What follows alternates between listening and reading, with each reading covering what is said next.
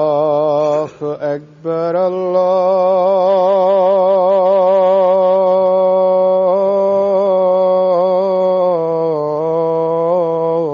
الله أكبر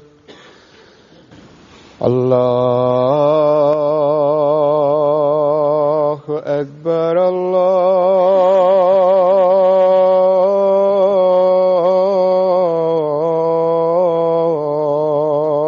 الله أكبر أشهد أن لا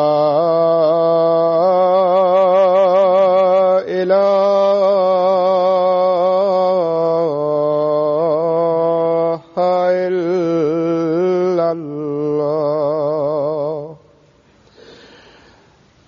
أشهد أن لا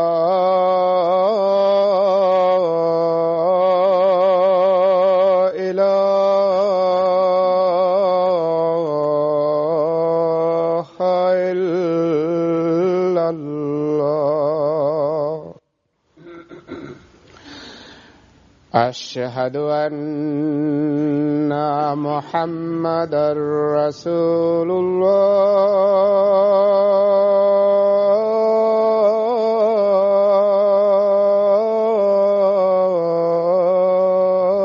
الله أشهد أن محمدا رسول الله حي على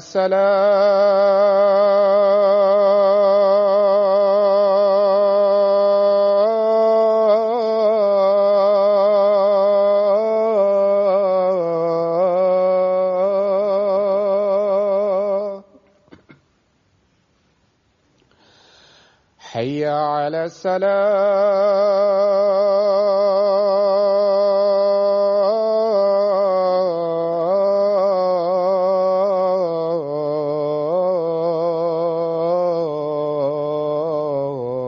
الصلاة حي على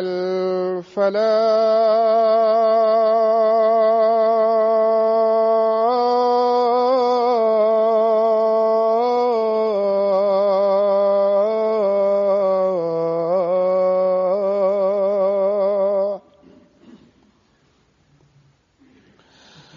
حي على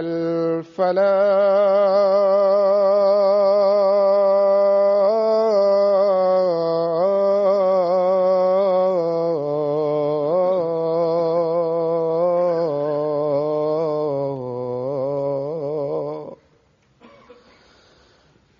الله أكبر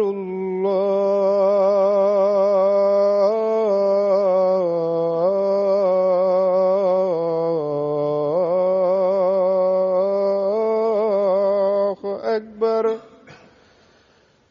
لا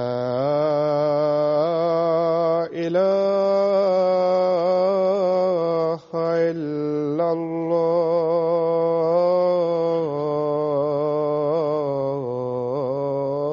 الله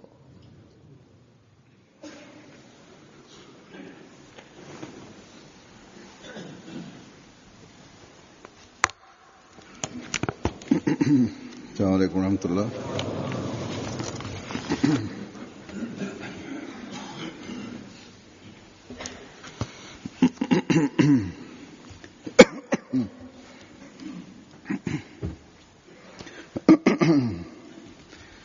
أشهد أن لا إله إلا الله وحده لا شريك له وأشهد أن محمدا عبده ورسوله أما بعد فأعوذ بالله من الشيطان الرجيم بسم الله الرحمن الرحيم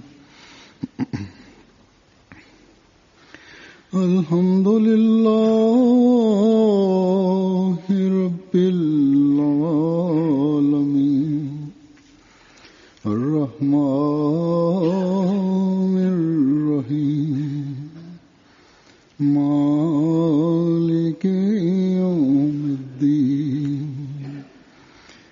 إياك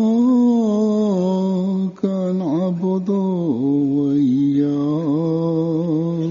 نستعين اهدنا الصراط المستقيم صراط الذين أنعمت عليهم غير المغضوب عليهم ولا الضالين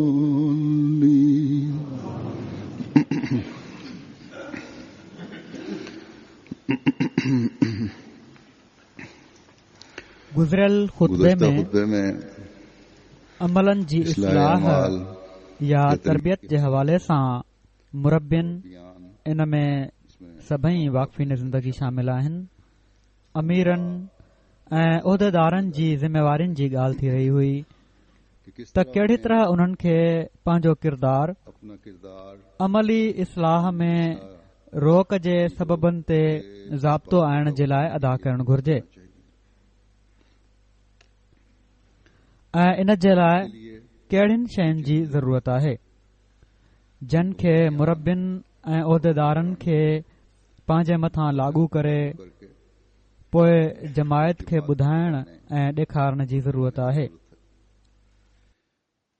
यहाँ ये हिते ही बि वाज़ह करे छॾियां कि वो उलमा त उहे आलिम और वाइज़ीन ऐं वाइज़ कंदड़ जो मुस्लिम जेके हज़रत मुस्लिम मऊद रज़ियल्लाहु तआला अन्हु जे ज़माने में हुआ उनमें उन्हनि में हज़रत मसीह मऊद अलैहिस्सलातु वस्सलाम जा असहाब शामिल हुआ सहाबा से ऐं असहाबनि खां तरबियत पाइण वारा बि शामिल हुआ। उनका ताल्लुक उन्हनि जे तालुक़ बिल्लाह ऐं ईमान ऐं यकीन जो मयार बि यकीनन तमामु आला हो। आला था।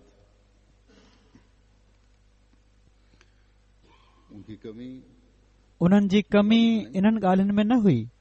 कमी थी कमी हुई इन ॻाल्हि जी जिसकी तरफ जंहिंजी तरफ़ हज़रत मुस्लिम मऊद रज़ियल्लाहु तआला अन्हु तवजो ॾियारी आहे के तरजीहात त को बदलने तरजीहात खे मटण जी ज़रूरत आहे या या एतिक़ादी मसइलनि ते फाइल पर जहिड़ी तरह ज़ोर ॾिनो पियो थो वञे इसी तरह अहिड़ी तरह अमली इस्लाह जी अहमियत ते बि हज़रत मसीह मऊद अलैहिस्सलातु वस्सलाम जे निशाननि ऐं पंहिंजे ज़ाती तालुक़ बिल्लाह ऐं ख़िलाफ़त जी इताअत निज़ाम ऐं निज़ाम जे एहतराम जे हवाले सां बि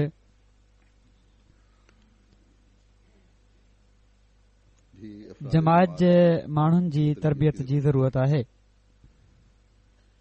लेकिन आजकल पर अॼुकल्ह असांखे नज़र अचे थो कि हम त असांजो इन्हनि ॻाल्हियुनि में उहो मयार नाहे।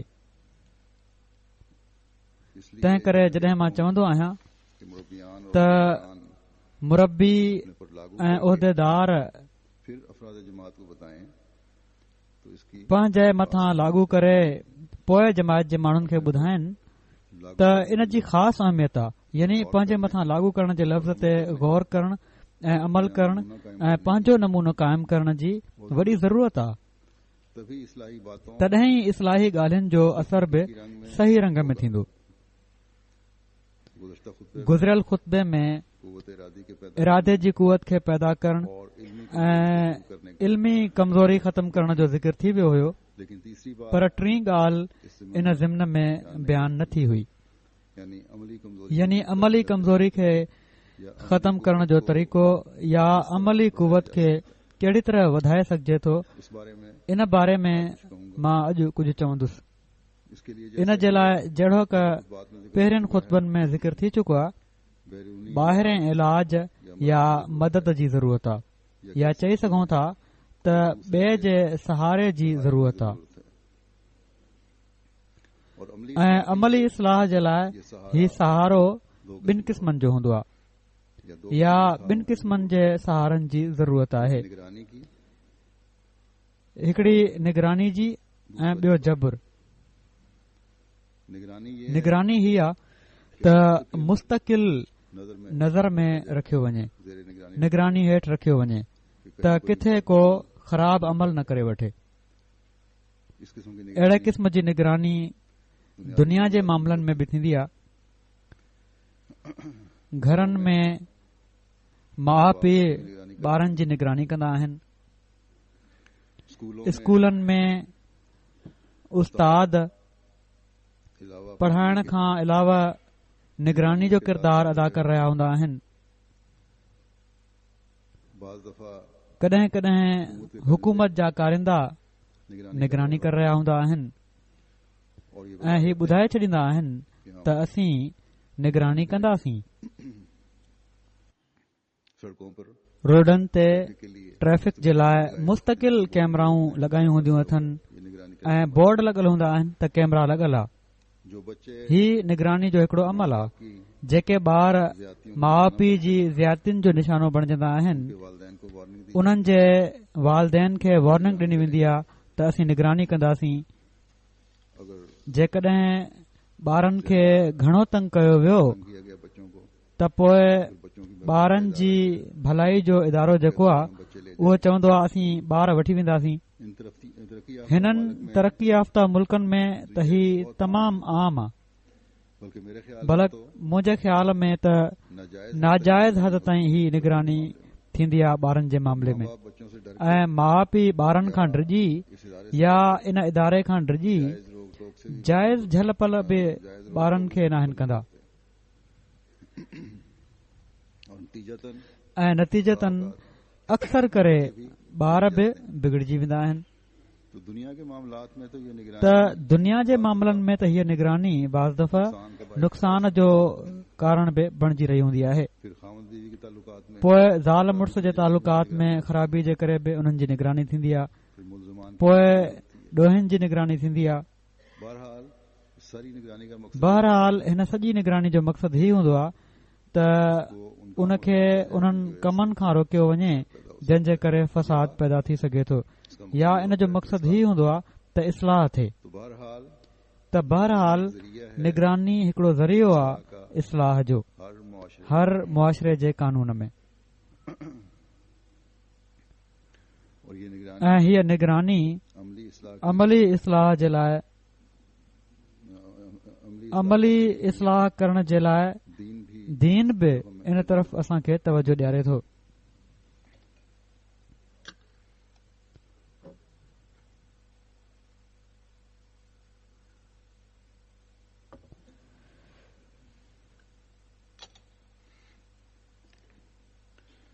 और बहुत से ऐं केतिरनि ई ग़लति कमनि खां इंसान इन जे करे बची रहियो हूंदो आहे के मुआशरा उसकी निगरानी त मुआशिरो उन जी निगरानी करे रहियो आहे माउ पीउ पंहिंजे दायरे में निगरानी करे रहिया हूंदा आहिनि मुरब्बियान का मुरबियुनि जो ये ही निगरानी करण दायरे में काम है पंहिंजे दायरे में कमु आहे और बाकी निजाम को ऐं बाक़ी निज़ाम खे बि निगरान बनना निगरान बणजण ज़रूरी आहे जरूरी है अपने पंहिंजे पंहिंजे दायरे में और जब इस्लाम की ऐं जॾहिं इस्लाम जी हीअ तालीम बि साम्हूं हुजे कि हर निगरान त हर निगरान के बारे में पूछा पंहिंजी निगरानी जे बारे में तो ना सिर्फ पुछियो वेंदो उनकी इस्लाह त न सिर्फ़ उन्हनि जी इस्लाह थी रही हूंदी जंहिंजी निगरानी कई पई थी वञे बल्कि निगराननि जी बि इस्लाह थी रही हूंदी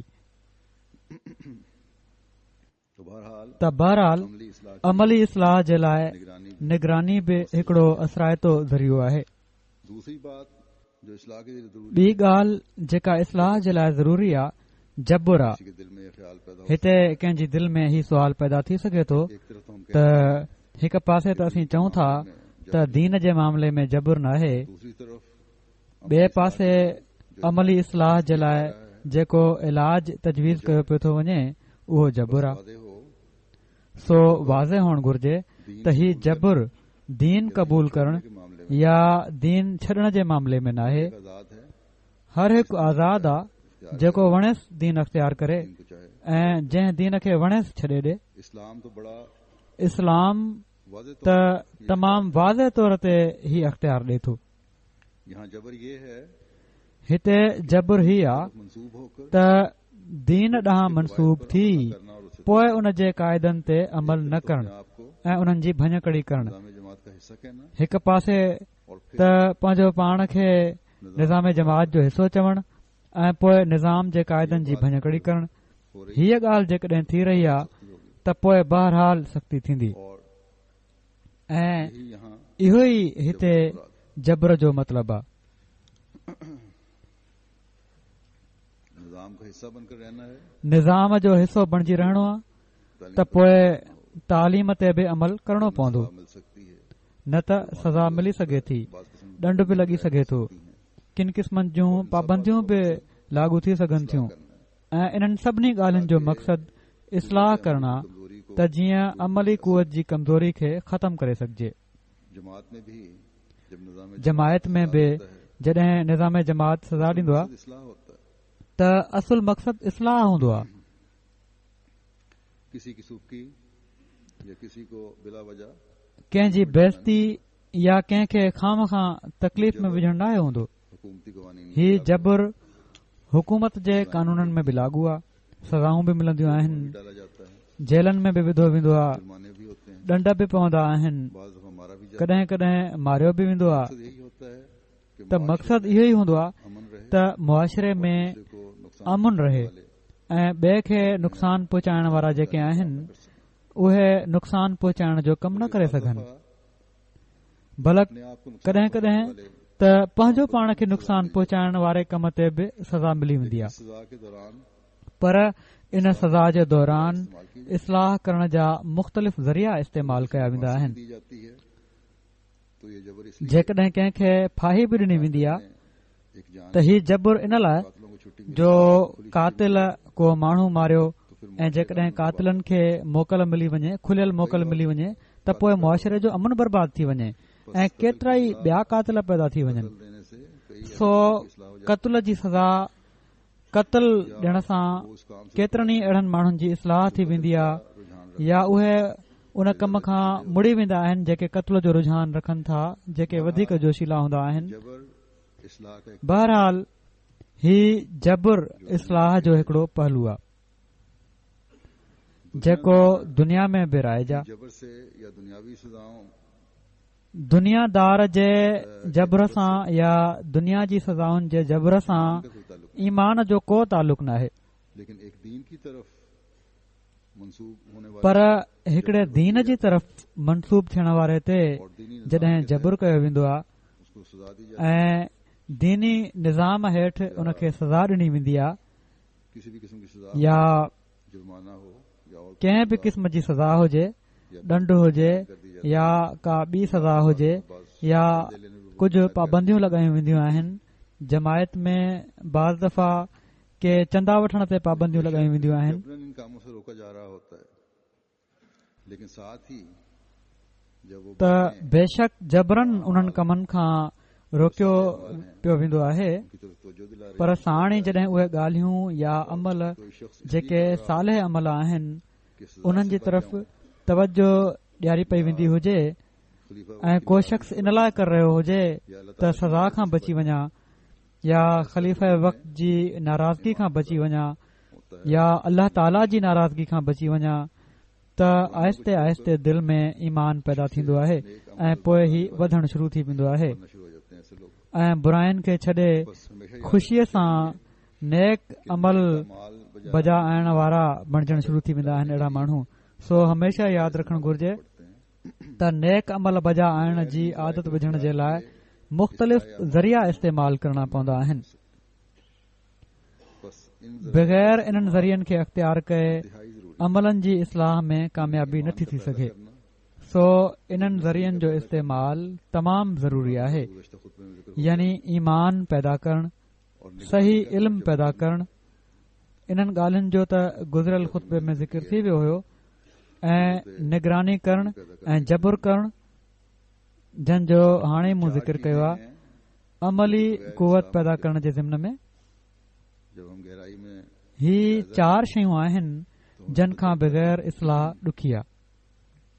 जॾहिं असीं गहराई में जाइज़ो वठूं त असांखे पतो पए थो त दुनिया में हिकिड़ो तबिको अहिड़ो आहे जेको ईमानी कुवत पंहिंजे अंदरि नथो रखे, यानी वो मयार नहीं रखता, यानी उहो मयार नथो रखे अमल के लिए जेको एक इंसान अमल जी इस्लाह जे लाइ हिकिड़े इंसान में हुअणु ज़रूरी आहे। में अगर कुव्वत ईमानियां भरती जाए तो उनके अमाल दुरुस्त अहिड़नि माण्हुनि जी दिलनि में जेकॾहिं और एक ईमानी कुवत भरी वञे त उन्हनि जा अमल ठीक थी वेंदा आहिनि। गुनाहों का शिकार होता है। ऐं हिकिड़ो तबिको अहिड़ो हूंदो आहे जेको इल्मु न हुअण जे करे गुनाहनि जो शिकार थींदो आहे। जलाने के लिए इन जे लाइ सही इल्म जी ज़रूरत हूंदी आहे। ऐं हिकिड़ो तबिको जेको नेक अमल बजाइण जे लाइ ॿियनि जो मुहताज हूंदो आहे। पूरी की जाती है, ही 3 क़िस्मनि जा माण्हू आहिनि या ऐं उन जी ज़रूरत जेका आहे उहा 2 तरह सां पूरी कई वेंदी आहे। एक तो निगरानी कर या उन जी मदद तफसील बयान की है ॿाहिरीं मदद कि निगरानी 2 तरीक़नि सां थींदी। हिकु त निगरानी करे, और नेकियों की जंहिंजो हाणे मूं तफ़सील बयानु कयो आहे वो तब त निगरानी कई वञे त बुरायूं छॾाइजी वेंदियूं आहिनि ऐं नेकिन जी तरफ़ तवजो पैदा थी वेंदी आहे। पर उहो तबिको जेको बिल्कुल ई किरियल हुजे, जेको निगरानी सां बि मुड़ण वारो न हुजे, उनखे जेसिताईं सज़ा न ॾिनी वञे उन जी इस्लाह नथी थी सघे। हर एक की बीमारी का इलाज सो इन्हनि 4 ज़रियनि खे जमात जी इस्लाह जे लाइ बि अख़्तियार करणु ज़रूरी आहे ऐं हर हिक जी बीमारी जो इलाज उन जी बीमारी जी नोयत जे लिहाज़ खां करणु ज़रूरी आहे। ना हुकूमत हो हीअ ॻाल्हि यादि रखणु ज़रूरी आहे उस जमाने त जंहिं ज़माने में मज़हब वटि न हुकूमत हुजे न तलवार, उन ज़माने में ही 4 इलाज ज़रूरी हूंदा आहिनि। के पहले इलाज के तौर पर तरबियत करके सो जहिड़ो क गुज़िरियल खुतबे में ज़िक्र थी चुको आहे त पहिरियां इलाज जे तौर ते तरबियत करे ईमान में मज़बूती पैदा करणु ज़रूरी आहे ऐं इन जे लाइ हज़रत मसीह मऊद अलैहिस्सलातु वस्सलाम जे निशाननि, संदन वही, रूहानी संदन तालुक़ बिल्लाह का जिक्र ऐं संदन ज़रिए सां संदन मञण वारनि में रूहानी इनकलाब जो ज़िक्र कयो वञे। जैसा कि मैंने उन्हनि खे ॿुधायो वञे त अल्लाह ताला जे कुर्ब जा कहिड़ा फ़ाइदा आहिनि। इस दौर में जहिड़ो क मां गुज़िरियल खुतबे में बि चयो हुयो शैतान त इन बारे में हिन दौर में इन बातों की जॾहिं त शैतान भरपूर हमला पियो थो करे, ये जिक्र मुतवातिर इन्हनि ॻाल्हियुनि जी तमामु घणी ज़रूरत आहे।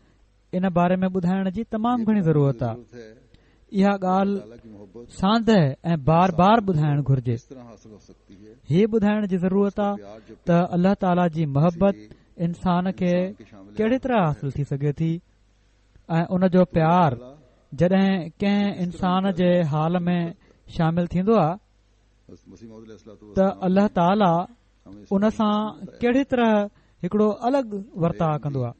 हज़रत मसीह मौद अलैहिस्सलातु वस्सलाम असांखे इन बारे में कहिड़ी तरह ॿुधायो आहे। ज्यादातर नवां अहमदी जेके मुख़्तलिफ़ क़ौमुनि मां थियनि पिया था, अफ्रीका मां बि ऐं पढ़कर उनमें तो अरबनि मां बि उनके ईमान में वधीक, उहे पंहिंजा वाक़िया लिखंदा आहिनि त हज़रत मसीह मौद अलैहिस्सलातु वस्सलाम जा किताब पढ़ी उन्हनि में तब्दीलियूं आयूं, फहमियां भी दूर हुई उन्हनि जे ईमान में वाधारो थियो। एतकादी लिहाज से उनके इल्म में इजाफा हो बेशक किताब पढ़ी उनको ईमान की उन्हनि जूं एतकादी ग़लत फहमियूं बि ख़तम थियूं लेकिन ऐं एतकादी लिहाज़ खां उन्हनि जे इल्म में वाधारो थी। उन्हनि खे ईमान जूं नयूं वाटूं नज़र आयूं, आपकी पर ईमान जी मज़बूती उन्हनि में हज़रत मसीह मौद अलैहिस्सलातु वस्सलाम जे निशाननि खे ॾिसणु, उनमें पैदा हो संदन वहीअ जी हक़ीक़त खे समझणु ऐं संदन तालुक़ बिल्लाह सां उन्हनि में पैदा थी। नज़ारा दिखा दिया। ऐं पोइ अल्लाह ताला बि उन्हनि खे कुझु निशान ॾेखारे पंहिंजे कुर्ब जो नज़ारो ॾेखारे छॾियो। के निशानात वही हज़रत मुस्लिह मऊद रज़ियल्लाहु ताला अन्हु बिल्ला की अहमियत हज़रत मसीह मऊद अलैहिस्सलातु वस्सलाम जे निशाननि, वही, ईमान की इल्हामनि करे ऐं तालुक़ बिल्लाह जी अहमियत फरमाते हुए जेका असांजनि दिलनि में बि ईमान जे किरणनि खे तमामु रोशन करे छॾे जी अहमियत बयानु फ़रमाईंदे पंहिंजे अंदाज़ में पाण हीअं फ़रमायो अथनि त हज़रत ईसा बेशक ज़िंदह आसमान ते वेठा रहनि उन्हनि जो आसमान ते ज़िंदह वेठे रहणु एॾो हानिकार नाहे जेतिरो ख़ुदा ताला जो असांजनि दिलनि में मुर्ज़ह थी वञणु हानिकार आहे। सो कहिड़ो फ़ाइदो इन ॻाल्हि जो तव्हां हज़रत ईसा अलैहिस्सलाम जी वफ़ात ते ज़ोर ॾींदा रहो जॾहिं त ख़ुदा ताला खे माण्हुनि जी दिलनि में तव्हां मारे रहिया हुजो ऐं उन खे ज़िंदह करण जी कोशिश नथा कयो। ख़ुदा ताला त हयो क़यूम आहे ऐं कॾहिं बि नाहे मरंदो मगर किन इंसाननि जे लिहाज़ खां हू मरी बि वेंदो आहे। हज़रत मुस्लिम मऊद रज़ी ताला अन्हो हज़रत ख़लीफ़तुल मसीह अव्वल रज़ी ताला अन्हो जे हवाले सां हिकिड़ो वाक़ियो बयानु कनि था त हज़रत ख़लीफ़ा अव्वल जा हिकिड़ा उस्ताद जेके भोपाल जा रहण वारा हुआ चवनि था त उन्हनि हिकु दफ़ो रोया में ॾिठो त भोपाल खां ॿाहिरि भोपाल हिन्दुस्तान जो हिकिड़ो शहर आहे हिकिड़ी पुल आहे उते हिकिड़ो कोढ़ जो मरीज़ पियो आहे जेको कोढ़ जो मरीज़ हुअण खां अलावा अखियुनि खां अंधो आहे नक उन जो वढियल आहे आङरियूं उन जूं छणी वियूं आहिनि ऐं सॼे जिस्म में पोइ पियल आहे मखियूं उन ते भिण भिण पियूं थियूं कनि। हू चवनि था त मूंखे उन खे ॾिसी ॾाढी किरभ लॻी ऐं मूं पुछियो त बाबा तूं केरु आहीं? हू चवण लॻो त मां ख़ुदा आहियां। हीउ जवाबु ॿुधी मूं ते ॾाढी दहशत चढ़ी वई ऐं मूं चयो त तूं ख़ुदा आहीं। अॼु ताईं त सभई नबी दुनिया में इहो ई चवंदा आया आहिनि त ख़ुदा ताला सभिनी खां वधीक ख़ूबसूरत आहे ऐं उन खां वधी करे ॿियो को हसीन नाहे। त असीं जेके अल्लाह ताला सां इश्क ऐं मोहबत कयूं था त छा इन शिकिल ते?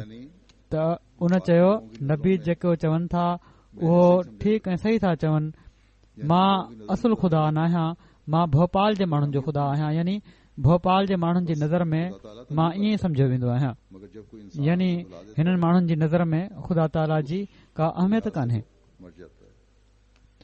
सो ख़ुदा ताला त नाहे मरंदो मगर जॾहिं को इंसान उन खे विसारे छॾींदो आहे त उन जे लिहाज़ खां हू मरी वेंदो आहे। हिते ही बि नौजवाननि खे समझाए छॾियां त इन मां ही न समझणु घुर्जे त बस माण्हू अहिड़ा थी विया त ख़ुदा हीअ शिकिल अख़्तियार करे वरिती ऐं मामिलो ख़तम।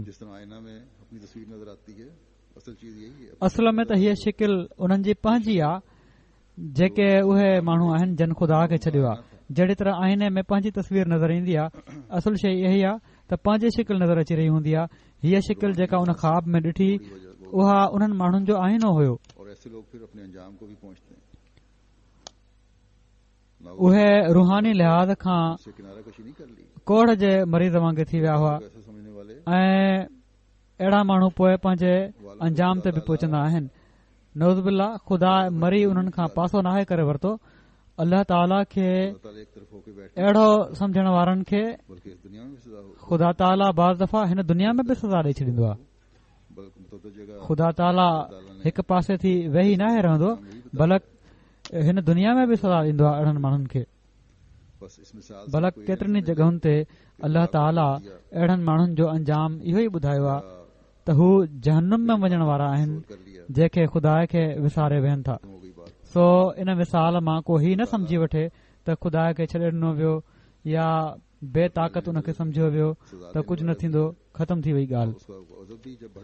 अल्लाह ताला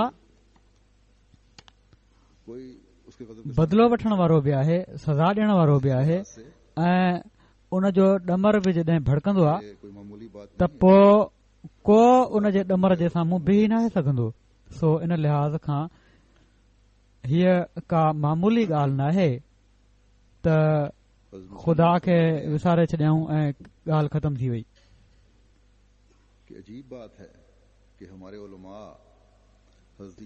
हज़रत मुस्लिह मऊद फरमाइनि था त अजीब ॻाल्हि आहे त असांजा आलिम हज़रत ईसा खे मारण जी कोशिश कनि था मगर साण ई अल्लाह ताला खे ज़िंदा करण जी कोशिश नथा कनि। और उससे ज्यादा उहो रूह पैदा नथा कनि जंहिंसां अल्लाह ताला जो फ़हम ऐं इदराक पैदा थिए। हमारा जिंदा असांजी असुल कोशिश ख़ुदा ताला खे ज़िंदा करण जी शोर मचाते ऐं उन सां वधीक तालुक़ पैदा करण जी हुअणु घुर्जे। जेकॾहिं ख़ुदा सां असांजो ज़िंदा तालुक़ आहे त तोड़े ईसा खे ज़िंदा समझण वारा जेतिरो बि लुड़कंदा रहनि असांजे ईमाननि में कॾहिं बि बिगाड़ पैदा न थींदो, वफ़ात मसीह ख़त्म छो त ख़ुदा हर क़दम ते असांखे संभालण वारो आहे। सो बेशक वफ़ात मसीह, ख़त्म नबूवत या ॿिया मसाला जेका आहिनि जन जो एतक़ाद सां तालुक़ आहे लेकिन उन्हनि जो इल्मु हुअण त तमामु ज़रूरी आहे हमें ऐं उन्हनि ते दलील सां क़ाइमु रहण बि ज़रूरी आहे, और इसके लिए बिना दलील जे न। पर अमली इस्लाह जे लाइ असांखे ख़ुदा ताला सां तालुक़ ॻंढणो पवंदो फेल के ऐं इन जे लाइ उहे ज़रिया अख़्तियार करणा पवंदा जेके हिन ज़माने में हज़रत मसीह मौद अलैहिस्सलातु वस्सलाम असांखे ॾेखारिया आहिनि। किस हद तक हम इस पर अमल असांखे पंहिंजे कौल ऐं फ़इल में तज़ाद खे ख़तमु करणो पवंदो। दुनिया की जाम जेको असां ॿियनि खे चऊं उन जे बारे में पंहिंजा बि जाइज़ा वठूं त केतिरे हद ताईं असां इन ते अमल कयूं पिया था। होते हैं अॼु अल्लाह ताला जे फज़ल सां नौजवान दुनिया जूं जामियात जेके आहिनि, दुनिया में जमायत अहमदिया जा जामियात आहिनि जिथे मुबलिग ऐं मुरबी तयारु थींदा आहिनि। बड़ी तादाद में इन्हनि में नौजवान मुरबी ऐं मुबलिग बणजण जे लाइ वाक़फ़ीन नौवी हैं बहुत केतिरा ई ॿार दाख़िल थी रहिया आहिनि ऐं ख़ासि तौर ते पाकिस्तान में वॾे अंग में ॿार जामिया में ईंदा आहिनि। मयार में कमी कर देती है। इन्हनि में वाक़फ़ीन नौ बि आहिनि तमामु घणाईअ में। आती हैं कॾहिं कॾहिं ईअं बि थींदो आहे जो अंग जी घणाई मयार में घटिताई करे छॾींदी आहे ऐं कॾहिं कॾहिं ही मिसाल बि साम्हूं ईंदा आहिनि त रूहानी मयार खे हासिल करण में कोशिश न करणु कि मुरब्बी और बल्कि का किन ग़लति आदतुनि जे करे क्या तकद्दुस होना चाहिए। सही इल्मु न हुअण जे करे लड़कों को त मुरबी ऐं मुबलिग जो कहिड़ो तक़दुस हुअणु घुर्जे। माना जो आइंदा अहमियत जॾहिं की अहिड़नि छोकरनि खे का आने वाला है इंशाअल्लाह ताला के हरकतूं कंदा आहिनि त पोइ उन्हनि जामियात मां कढियो बि वेंदो आहे। सो ही ज़मानो जेको आइंदा अहमदियत जी तरक़ी जो अचण वारो आहे इनशा अल्लाह ताला, मामूली काम नहीं जो उनके सुपुर्द इन जी तयारीअ जे लाइ अभी से खुदा ताला से तमामु घणो मुरबी बणजण वारा, मुबलिग बणजण वारा पंहिंजो पाण खे तयारु कनि। इसके लिए बहुत पहले से बढ़कर कोशिश ही को मामूली कमु नाहे जेको उन्हनि जे हवाले थियण वारो आहे। इस्लाम ने हाणे खां अल्लाह ताला सां हिकिड़ो तालुक़ पैदा कयो जो इस्लाम की ऐं इन जे लाइ पहिरियां खां वधी करे कोशिश कयो। उसे सामने रखें। फिर हज़रत मसीह मऊद अलैहिस्सलातु वस्सलाम जेके असांखे निशान ॾेखारिया, जेका इस्लाम जी सही तालीम ॿीहर खोले वाज़े फरमाई अथनि, से किसी उनखे साम्हूं रखो। कि आजकल सिर्फ़ मसइलनि खे यादि करण ताईं पंहिंजो पाण खे महदूद न रखो। होते थे पहले हिंदुस्तान में, अब नहीं होते। मूंखे कादियान मां ऐसे ताबड़ कंहिं आलिम लिखियो आहे करते थे त अॼुकल्ह खुलियल जलसा से हमले ने जेके मुखालफ़नि जा जवाब ॾियण जे लाइ मुनक़िद थींदा हुआ पहिरियां हिंदुस्तान में, हाणे नथा थियनि। भी करते थे। असां उन्हनि जलसनि में अहिड़ा लगातार हमला मुखालिफ़ आलमनि ते कंदा हुआसीं जो हिक पुठियां ॿिए हमले उन्हनि खे बेवस करे छॾियो हुयो। दलाइल के साथ उन पर फेंकने ठीकु आहे, ही सुठी ॻाल्हि आहे त कंदा हो, लेकिन मुखालिफ़नि जा जवाब ॾियणु घुर्जनि, इससे भी ज्यादा बल्कि अहम उन्हनि जी ॻाल्हियुनि जा कि हमारे ट्रोड़ई और मुबल्लिगीन और मुरब्बियान दलीलनि सां उन्हनि ते उछलणु घुर्जनि। तो इस्लाम की बेसिक के पर मक़सद समझते हुए हीअ ॻाल्हि इन खां बि वधीक अहम आहे ऐं ज़रूरी आहे त असांजा मुअल्लिम ऐं मुबल्लिग ऐं मुरबी हज़रत मसीह मऊद अलैहिस्सलातु वस्सलाम जी बेसत जे मक़सद खे सम्झंदे पंहिंजी रूहानी हालत में बि उहा तरक़ी कनि हा तरक्की करें कि खुद एक निशान जो हर हिक जो वजूद और इसी नमूने को खुद हिकिड़ो निशान बणिजी वञे हा दाखिल हों। बाज़ नमूने देख के दाखिल हो, ऐं इन जे लाइ उन्हनि खे कोशिश करणु घुर्जे, लेकिन बल्कि तरक़ी कनि त पाण हिकिड़ो निशान बणिजी वञे।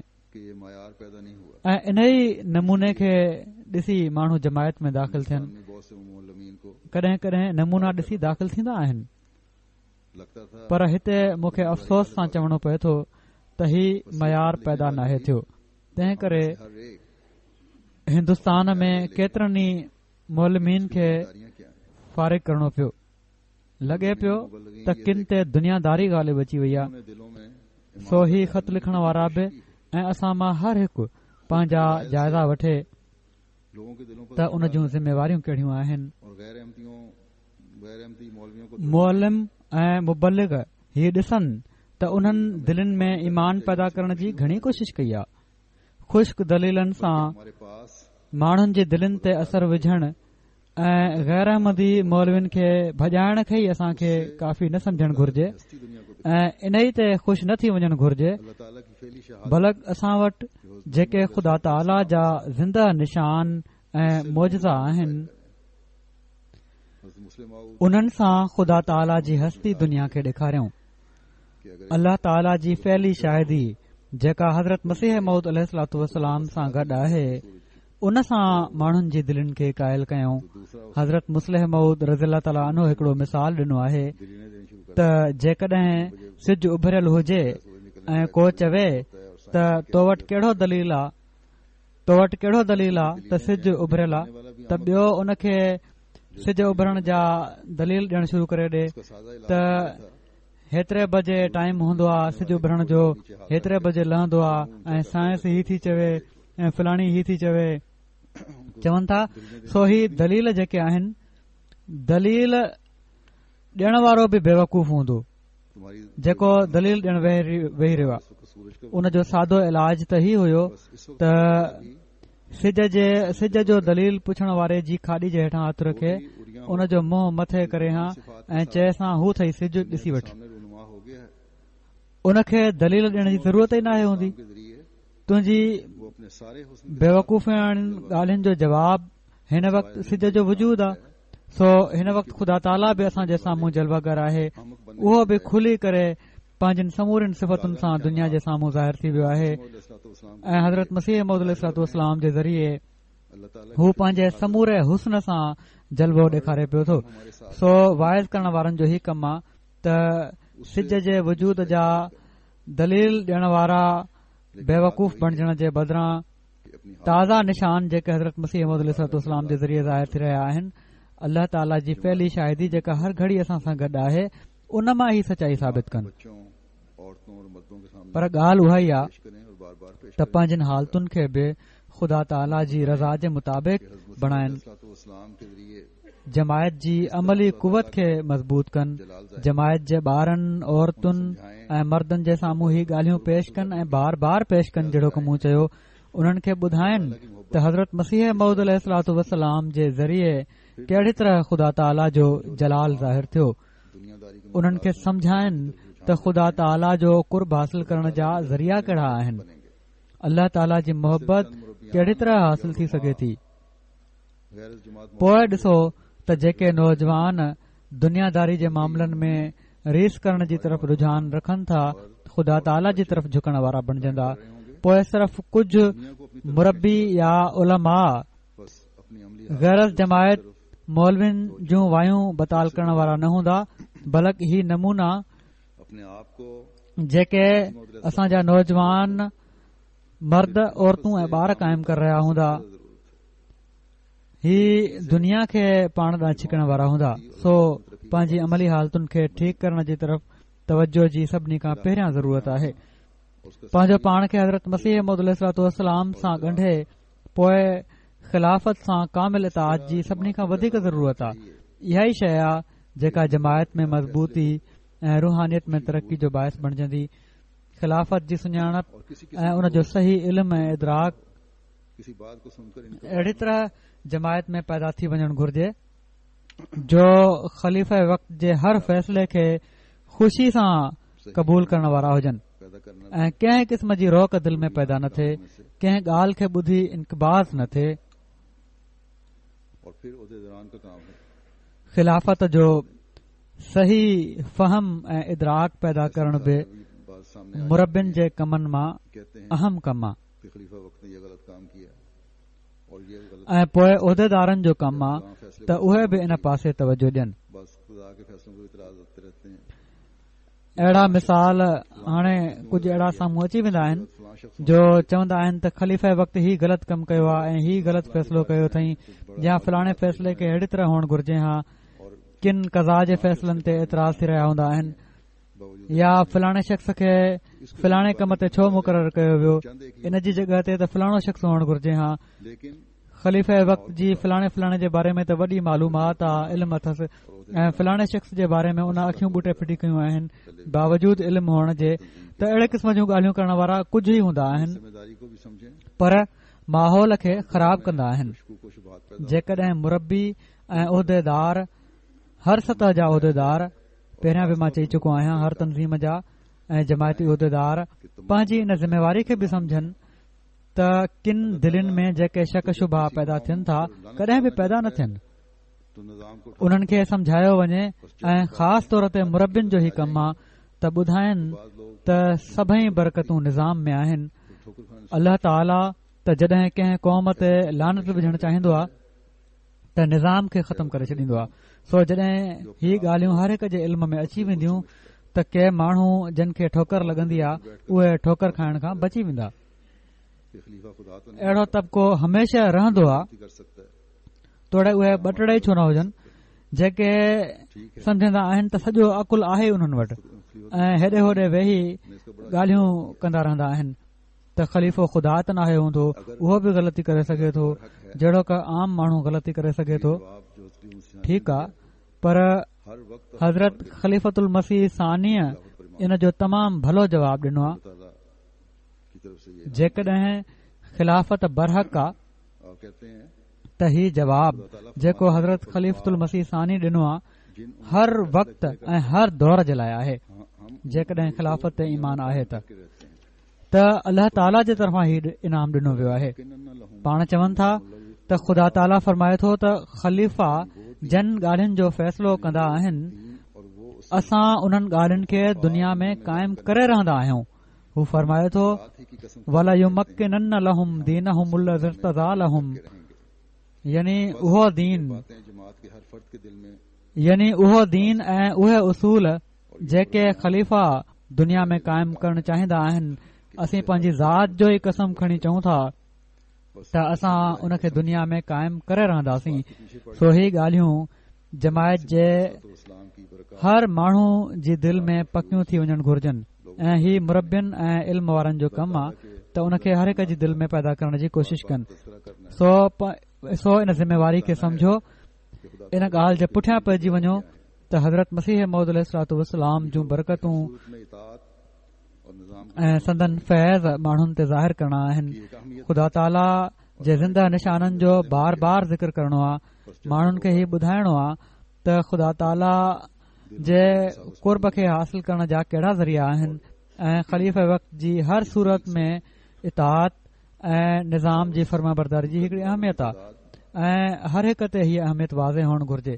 सो जॾहिं हीउ थींदो त दिलनि जा विसविसा बि ख़तमु थींदा कि हर फितना ऐं अहिड़े तरीक़े सां विसविसा ख़तमु करण वारनि जो अंग हर लिहाज से या जन जी दिलनि जा विसविसा ख़तमु थी वञनि उन्हनि जो अंग एॾो घणो थी वेंदो जो हर फितनो पंहिंजो मौत पाण मरी वेंदो. याद रहना चाहिए जमायत में हर लिहाज़ खां अमली इस्लाह जो हर पहलू नज़र अची रहियो हूंदो ऐं इहो ई हज़रत मसीह मौद अलैहिस्सलातु वस्सलाम जी बेसत जो वॾो मक़सदु आहे. और ये जरूरत है मुखालिफिन के जवाब यादि रहणु घुर्जे त असांखे ख़त्म नबूवत ऐं वफ़ात मसीह जे मसइलनि जे बारे में भी अपनी जमात ॼाण रखण जी ज़रूरत आहे में राइज करने के लिए ऐं हीअ ज़रूरत आहे मुखालफ़नि खे जवाबु ॾियण जे लाइ. तवज्जो पर हमने अमल बाहर के मुहासब ऐं इरफ़ान खे बि पंहिंजी जमायत में के उससे बढ़ राइज करण जे लाइ अंदरूनी हिकिड़ी कोशिश जी ज़रूरत आहे. चाहिए. हमारी रूहानी सो जेतिरी तवजो असां ॿाहिरें महाज़ ते ॾियणी आहे इंशाअल्लाह ओतिरी बल्कि उन खां वधी करे ज्यादा अंदरें महाज़ ते बि असांखे तवजो ॾियणु घुर्जे. पाकीज़गी और हमारी अमली इस्लाह इंशाअल्लाह ताला ज्यादा असांजी रूहानी पाकीज़गी बनिस्बत ऐं तबलीग के असांजी अमली इस्लाह रज़ी ताला अन्हु का तबलीग जी भेट में इंशा अल्लाह ताला यानी वधीक वॾो इनकलाब आणण जो कारण बणबी। करें और लोगों के दिल में इरफान और अल्लाह ताला की मोहब्बत हज़रत मुस्लिम मौद रज़ियल्लाहु ताला अन्हु जो ही इरशाद यकीनन तमाम अहम आहे त जेकॾहिं हू यानी उलमा ऐं मुरबी क़ुलूब जी इस्लाह कनि ऐं माण्हुनि जी दिल में इरफान ऐं अल्लाह ताला जी मोहबत पैदा कनि त करोड़े माण्हू अहमदियत में दाख़िल थियण लॻी पवनि। इशाद करोगे अल्लाह ताला ख़ुदि फरमाए थो इज़ा जाअ नस्रुल्लाहि वल फतह वरअयत अन्नास यदखुलून फी दीनिल्लाहि अफ़वाजा फसब्बिह बिहम्दि रब्बिका वस्तगफिर। तो फिर फौज त जेकॾहिं तबलीग जे ज़रिए तव्हां पंहिंजे मज़हब जी इशाअत कंदव हो जाएंगे। त हिकु हिकु ॿ करे माण्हू तव्हां ॾांहुं ईंदा, पर जेकॾहिं तव्हां इस्तिग़फ़ार ऐं तस्बीह कयो ऐं पंहिंजी जमायत मां गुनाह ख़तम करे छॾियो त पोइ फ़ौजुनि जूं फ़ौजूं माण्हू ईंदा छक्के ऐं तव्हां जे अंदरि शामिल थी वेंदा। इस छक्के सो से हासिल नहीं होगा, उहे असांजा आलिम इस्लाह से होगा। इसलिए अमली इस्लाह की तरफ तवज्जो दें। जेके मूंखे लिखनि था खिलाफत के त असीं गैरनि जूं वायूं बताल करे छॾींदा हुआसीं। मददगारों में से बनने की इन्हनि वायूं बताल करण सां उहो मक़सदु हासिल न थींदो जेको पंहिंजी अमली इस्लाह सां थींदो। तंहिं करे अमली इस्लाह जी तरफ़ तवजो ॾियो ऐं खिलाफ़त जा नाइब बणजण जी कोशिश कयो। ले जाना है ख़लीफ़े वक़्त जे मददगारनि मां बणजण जी कोशिश कयो। तो हमें कुछ और तरीके इख्तियार करने होंगे। सालनि जा साल असां सिर्फ़ वो ये इल्मी बहसनि में नथा उलझी सघूं, मैंने कहा बल्कि जेकॾहिं असां जमायत खे तरक़ी ॾांहुं वठी वञणो आहे करने की जरूरत है। ऐं इनशा अल्लाह वठी वञणो आहे अपने त असांखे कुझु ॿिया तरीक़ा अख़्तियार करणा पवंदा मयारों को ऊंचा करने की जरूरत है। ऐं उहो ई आहे हमें अपनी जहिड़ो की मूं चयो आमद के अमली इस्लाह जो। इख्तियार करने की जरूरत सो असांखे है। ये नहीं पंहिंजा अमल भला करण जी ज़रूरत आहे। काउंसिल को धोखा असांखे देकर सच्चाई के मयार को दावा पंहिंजी दयानत ऐं अमानत जे मयारनि खे ऊचो करण जी ज़रूरत आहे। रुपए हासिल असांखे पंहिंजी कमाई जा हिलाल ज़रिया अख़्तियार करण जी ज़रूरत आहे। ही न त कुझु पैसनि जे लाइ कौंसिल खे धोखो ॾेई पंहिंजी सचाई जे मयार खे दाव ते लॻाए छॾियूं ऐं बेनिफिट हासिल करे वठूं या पैसो हासिल करण जे लाइ कूड़ा केस करे छॾियूं। होगा तो दीन असांखे पंहिंजा कम जेके बि असांजे हवाले कया वञनि पूरी तेज़ी ऐं महिनत ऐं के तमामु सुहिणे नमूने ऐं पूरी दयानतदारी सां करण जी ज़रूरत आहे। लेकिन जेकॾहिं ही थींदो दुनियावी फायदों त दीन सां गॾु दुनिया जा मैदान बि असां ते खुली वेंदा इनशा अल्लाह। में करने वाले ही अल्लाह ताला जो फज़ुल आहे तो हर त गैरनि ते उमूमी तौर ते जमायत जो भलो असर आहे। जमात को बदनाम करने वाला ही बनेगा। पर बस जेकॾहिं असां किन मामूली दुनिया जे फ़ाइदनि जे लाइ पंहिंजी दयानत ऐं अमानत जे मयारनि खे ज़ाहिर करण वारा बणिजूं था त हर हिकु शख़्स जेको हीअ हरकत करे थो जमायत खे बदनाम करण वारो बि बणिजंदो। सो जिथे मुरबियुनि खे इन पासे तवजो ॾियारण जी ज़रूरत आहे उते हर जमायत जे माण्हू खे पंहिंजा जाइज़ा वठी इस्लाह करण जी ज़रूरत आहे अल्लाह ताला ऐं इन सां गॾु सभिनी खां वॾो हथियार दुआ जो आहे में तरक्की करो और मैंने जंहिंखे हर वक़्त पंहिंजे साम्हूं रखण जी ज़रूरत आहे बजा लाने के लिए ऐं इन जे सही इस्तेमाल ऐं इन मां सही फ़ाइदो वठण जे लाइ अल्लाह ताला जो ही फरमान साम्हूं रखण जी ज़रूरत आहे त ईमान में तरक़ी कयो ऐं अल्लाह ताला मूं इसके हुसूल की तो जेको नेक अमल बजा आणण जे लाइ लाइहा अमल ॾिनो आहे उन ते अमल कयो। इस बात की तरफ सो ही अमल ऐं दुआ ऐं अमल साण साण हलंदा त सही इस्लाह थींदी। वो है अल्लाह ताला असां सभिनी खे मालिक की इन खे हासिल करण जी तौफ़ीक़ अता फरमाए। आख़िर में इन ॻाल्हि जी तरफ़ बि तवजो ॾियारणु चाहियां थो आशिक जंहिं हर सचे मोमिन खे अॼुकल्ह बेचैन करे फिटी कयो आहे ऐं उहा आहे मुसलमान मुल्कनि जी रहम जोगी हालत। सीरिया के हालात अॼु बस से बदतर हो रहे हैं। मुस्लिम उम्मा खे हुकूमत ने भी जुल्म पाण सॻोरन सल्लल्लाहु अलैहि वसल्लम जे ग्रुप जो हैं सचे आशिक खे मञण वारनि जी दुआउनि जी ॾाढी ज़रूरत आहे। जुल्म हो रहे हैं। सो बच्चों ही असांजो फर्ज़ बणिजे थो त असां इन जे लाइ ॾाढी दुआ घुरूं। सीरिया जा हालात ख़राब खां बहितर ख़राब थियनि पिया था। सूर है या नहीं हुकूमत बि ज़ुल्मनि जी हद करे फिटी कई आहे ऐं हुकूमत मुख़ालिफ़ ग्रुप जेके आहिनि उन्हनि बि ज़ुल्म जी हद करे फिटी कई आहे। ॿिन्ही पासे खां ज़ुल्म थी रहिया आहिनि। ॿारनि औरतुनि पोढ़नि खे बि ज़ुल्मनि जो निशानो बणायो पियो थो वञे। कंहिंजो ॾोह आहे या न, जॾहिं पकड़े वठी वेंदा आहिनि जंहिंखे वणेनि ऐं पोइ बुखियो रखियो वेंदो आहे, अज़ियत ॾिनी वेंदी आहे। किन जूं तस्वीरूं ॾेखारियूं वयूं आहिनि, उन्हनि खे ॾिसी त माण्हू जा वार उभा थी था वञनि त मुस्लमान ते एतिरे क़दुरु ज़ुल्म करे रहियो आहे ऐं गैर मुस्लमान खे मौक़ो ॾेई रहियो आहे त इस्लाम ते एतिराज़ कनि। कुझु ॾींहं पहिरियां किन 14-15 साल जे छोकरनि जा इंटरव्यू ॾेखारिया पिया वञनि जेके पंहिंजे माउ पीउ खे विञाए वेठा आहिनि या उन्हनि खां अलॻि थी विया कंहिं सबबु। खाइण पीअण लाइ उन्हनि खे कुझु नथो मिले, हेॾे होॾे हथ पेर हणी गुज़ारो कनि था। जॾहिं पुछण वारे पुछियो 12-13 सालनि जे छोकरे खां त तूं वॾो थी छा बणजंदे, त उन खिली जवाब ॾिनो त ज़ाहिर आहे त क्रिमिनल बणजंदुसि, चोर धाड़ियल बदमाश ऐं दहशतगर्द असां बणजंदासीं। इन खां अलावा असीं छा था बणजी सघूं त जीअं पंहिंजा पला वठी सघूं। पंहिंजी कुर्सी बचाइण जे लाइ हुकूमत ऐं कुर्सी हासिल करण जे लाइ अपोज़िशन पंहिंजनि पीढ़ियुनि खे बर्बाद कनि पिया था। अल्लाह ताला हिननि ज़ालिमनि खे पंहिंजे बद अंजाम ताईं पहुचाए ऐं ज़ालिमनि जे कब्ज़े खां अवाम खे बचाए ऐं उन्हनि खे इंसाफ़ पसंद हाकिम अता फ़रमाए। पाकिस्तान में बि ज़ुल्मनि जी हद थिए पई थी, ख़ासि तौर ते अहमदिन ते ज़हनी ऐं जिस्मानी ॿिन्ही क़िस्मनि जूं अज़ियतूं ॾिनियूं पयूं थी वञनि। आम पाकिस्तानी बि ज़ुल्म जी चकीअ में पीठो पियो थो वञे ऐं लॻे थो त हीअ हालत जेका आहे, हिननि हालात जी शिदत जेका आहे उहा वधंदी वेंदी। ही दहशतगर्द ग्रुप जेके आहिनि ही बि हुकूमतुनि जा पैदा कयल आहिनि ऐं इन करे ई इन्हनि ते ज़ाब्तो आणण बि ॾुखियो आहे हिननि जे लाइ।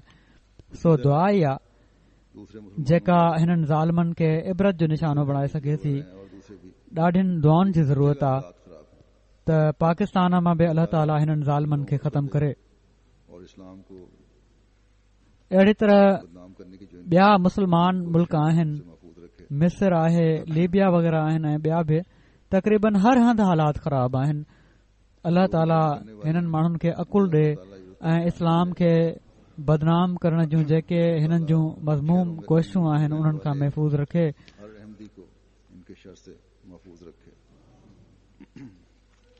जेके बि ज़ुल्म करण वारा आहिनि उन्हनि खे अल्लाह ताला इबरत जो निशान बनाए ऐं अल्लाह ताला हिननि मुल्कनि में रहण वारे हर अहमदीअ खे हिननि जे शर खां महफ़ूज़ रखे। अल्हम्दुलिल्लाह नहमदुहु व नस्तईनुहु व नस्तगफिरुहु व नुमिनु बिही व नतवक्कलु अलैहि व नऊज़ु बिल्लाहि मिन शुरूरि अनफुसिना व मिन सय्यिआति अअमालिना। मन यहदिहिल्लाहु फला मुदिल्ल लहु व मन युद्लिल्हु फला हादिय लहु व नशहदु अन ला इलाहा इल्लल्लाह व नशहदु अन्ना मुहम्मदन अब्दुहु व रसूलुहु। इबादुल्लाह रहिमकुमुल्लाह इन्नल्लाह यअमुरु बिल अदलि वल इहसानि व ईताइ ज़िल क़ुर्बा व यन्हा अनिल फ़हशाइ वल मुनकरि वल बग़ि यइज़ुकुम लअल्लकुम तज़क्करून। उज़्कुरुल्लाह यज़्कुरकुम वदूहु यस्तजिब लकुम